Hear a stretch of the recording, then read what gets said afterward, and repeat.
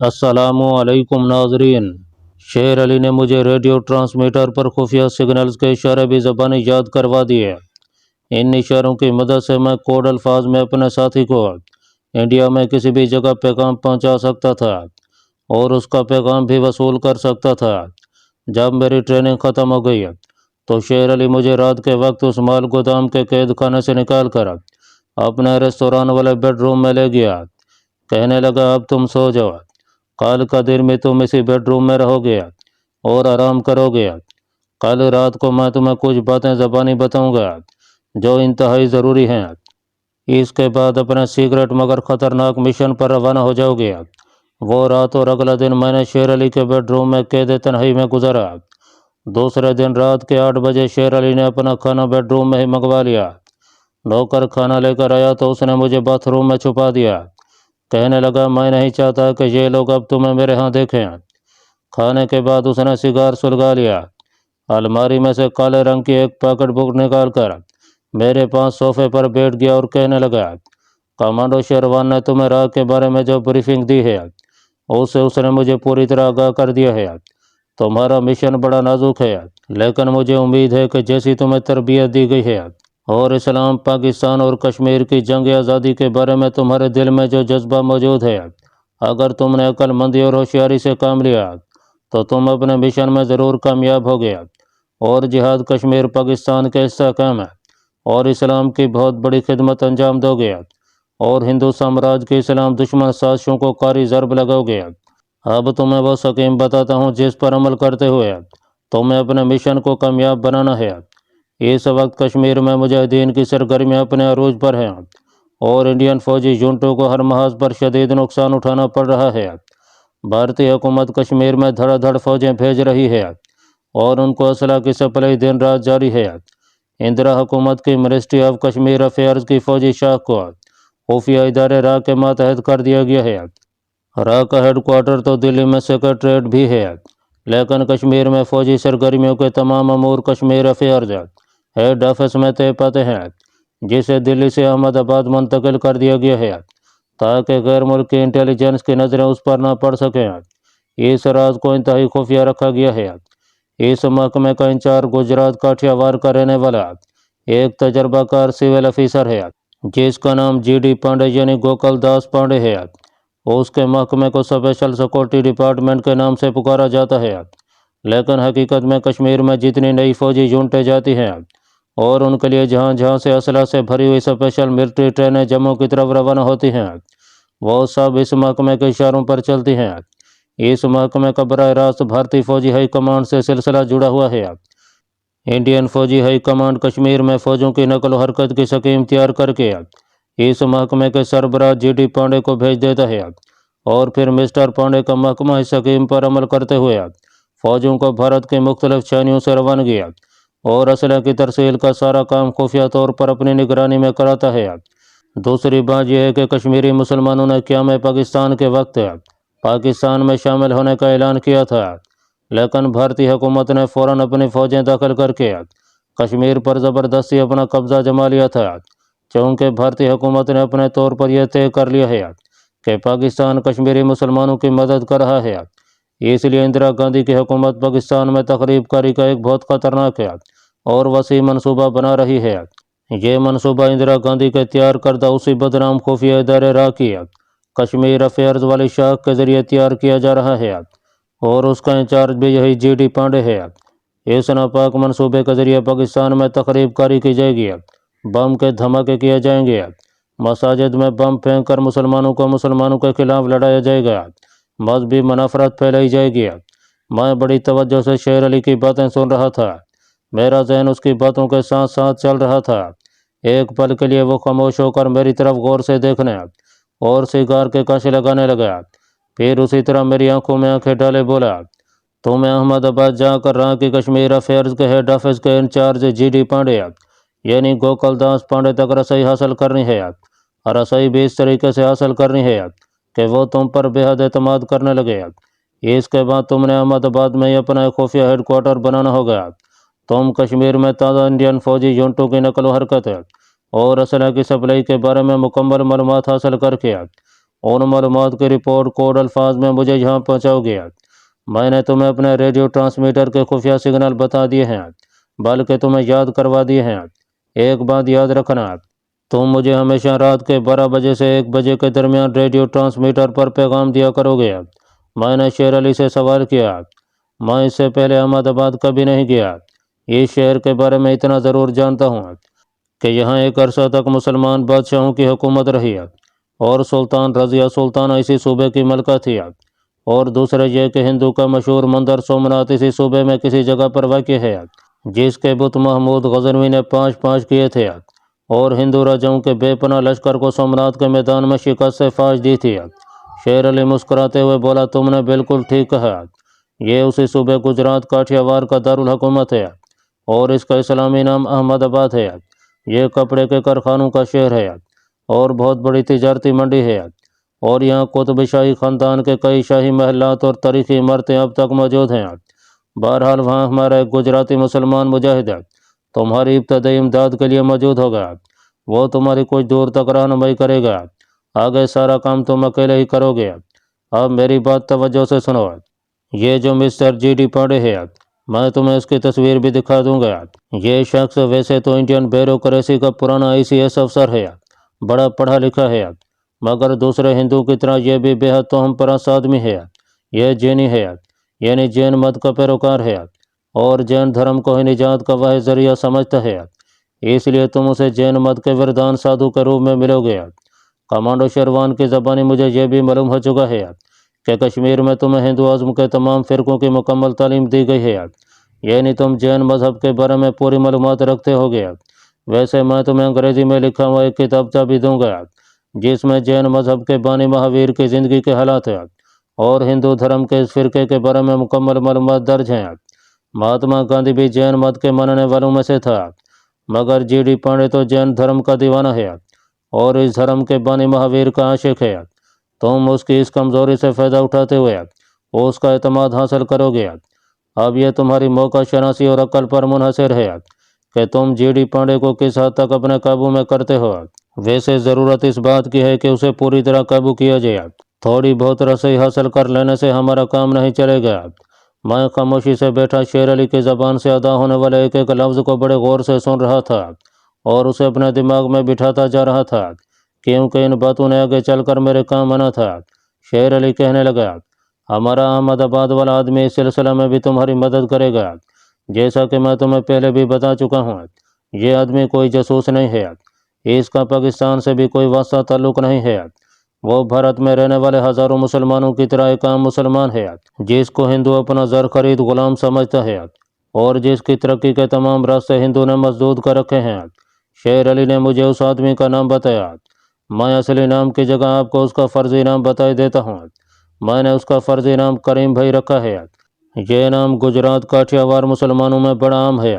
शेर अली ने कहा, हिंदुस्तान के दूसरे मुसलमानों की तरह करीम भाई को भी इस बात का यकीन हो चुका है कि हिंदू इस्लाम का दुश्मन है और वो हिंदुस्तान के मुसलमानों की पूरी नस्ल को या तो हिंदू बना देना चाहता है या फिर उसे मुआशी और इक़्तिसादी एतबार से इतना तबाहाल कर देना चाहता है कि भारत के मुसलमान की हैसियत एक भिखारी से ज़्यादा न हो।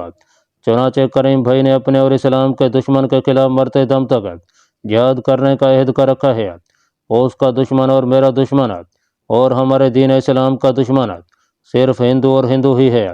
सिख तो जिधर मंदिर जाता है उसी तरफ जाते हैं। उनकी इंडिया में अपनी कोई हैसियत नहीं है। एक तरह से वो भी मुसलमानों के दुश्मन ही हैं। फिर शेर अली ने मुझे बताया कि करीम भाई मुझे अहमदाबाद के रेलवे स्टेशन पर लेने आया, तो मैं उसे तुम्हारे जाने के बाद अपने खुफिया ज़राए से इतला कर दूंगा। मैं तुम्हें उसकी तस्वीर दिखाता हूँ। शेर अली ने मुझे पॉकेट बुक में से करीम भाई की पासपोर्ट साइज़ की तस्वीर दिखाई। मैंने इस शक्ल को अच्छी तरह से ज़हन नशीन कर लिया। तुम अहमदाबाद के रेलवे स्टेशन पर उसे पहचान कर उसके पास जाओगे। वो तुम्हें स्टेशन के प्लेटफार्म नंबर 1 के बुक स्टॉल पर खड़ा मिलेगा। तुम अस्सलाम वालेकुम कहकर मुसाफा करोगे।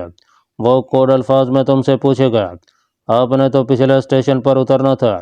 तुम इसके जवाब में कहोगे, मुझे शेर के शिकार का शौक़ है, क्या तुम मुझे शेर के शिकार पर ले चलोगे? बस तुम्हारी शनाख्त मुकम्मल हो जाएगी। इसके बाद करीम भाई तुम्हें अपने यहाँ ले जाएगा। अब मैं तुम्हें राह के कश्मीर अफेयर्स के हेडक्वार्टर के इंचार्ज मिस्टर जी.डी. पांडे की तस्वीर दिखाता हूँ। शेर अली ने उस पॉकेट बुक में से मुझे जी.डी. पांडे की तस्वीर भी निकाल कर दिखाई। एक भारी चेहरे और मोटी तूंद वाले बीमार से हिंदू की तस्वीर थी, जिसके सर के बाल बहुत थोड़े थे।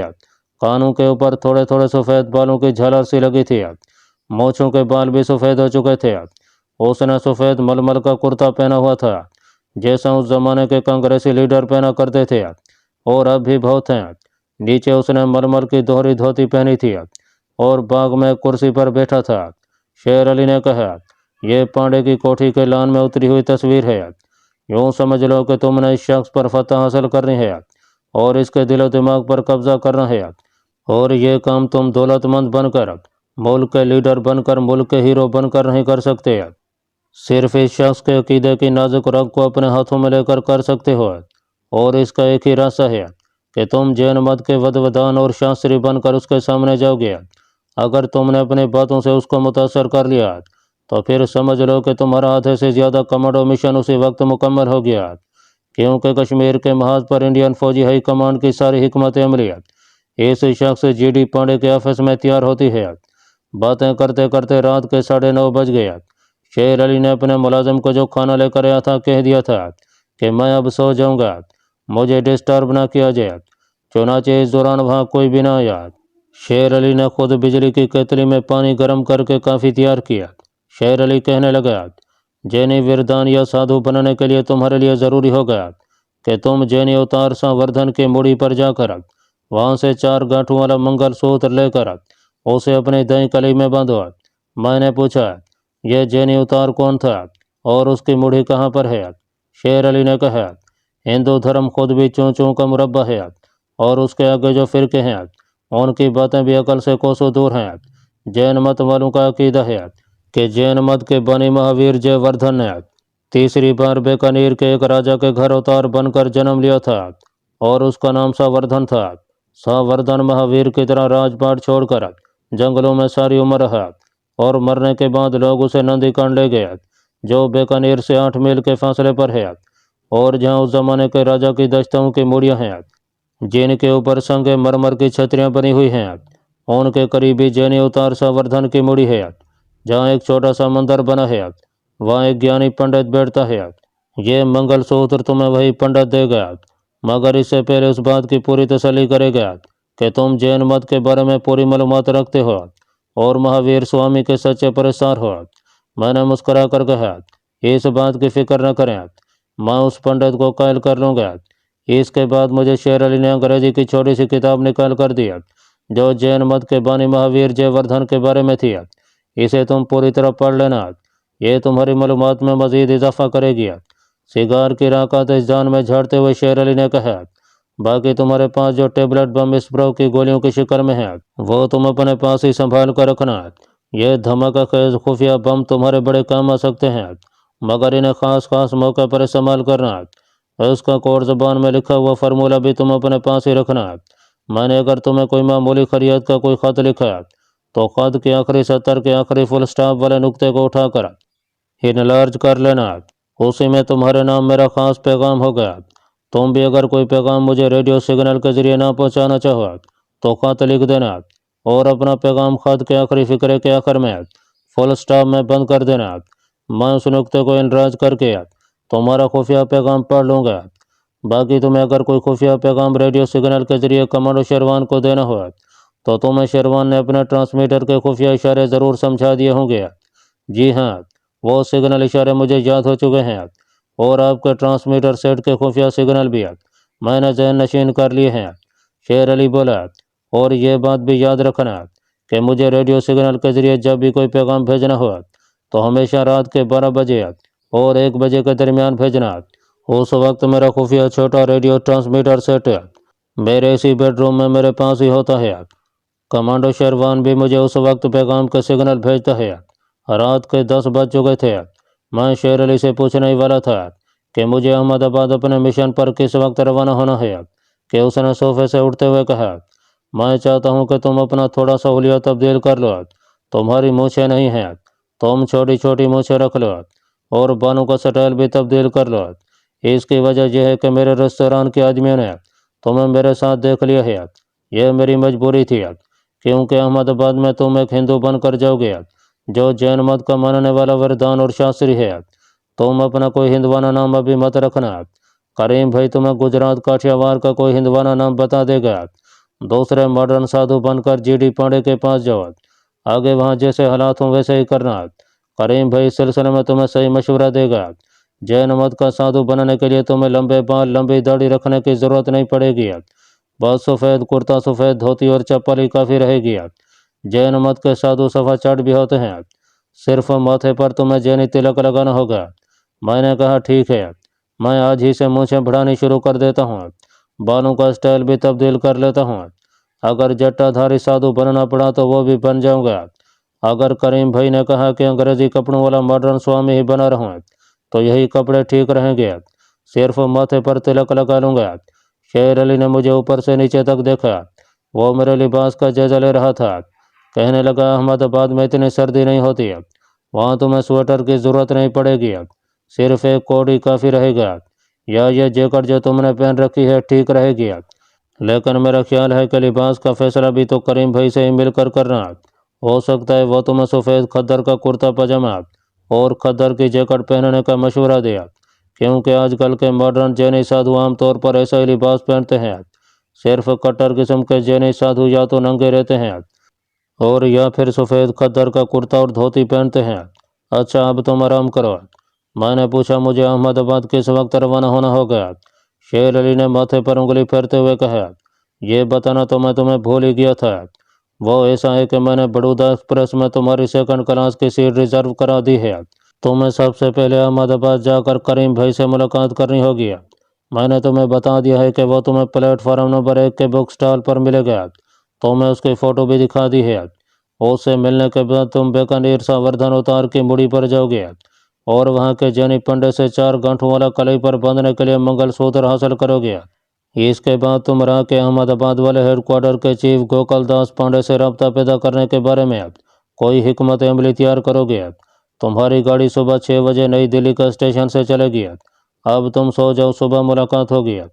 शेर अली दरवाज़ा बंद करके चला गया। मैं बिस्तर पर लेट गया और जैन मत के बानी के बारे में उसने मुझे जो अंग्रेजी किताब जा दिया था उसका मुताला करने लगा। ये कोई 150 सफ़े की किताब थी। मैंने बिस्तर पर लेटे लेटे सारी किताब पढ़ ली। इस किताब से जैन मत के बानी और जैन धर्म के मुतालिक मेरी मालूमात में बड़ा अहम इजाफा हुआ और इन मालूमात ने आगे चलकर मुझे बेहद फ़ायदा पहुँचाया।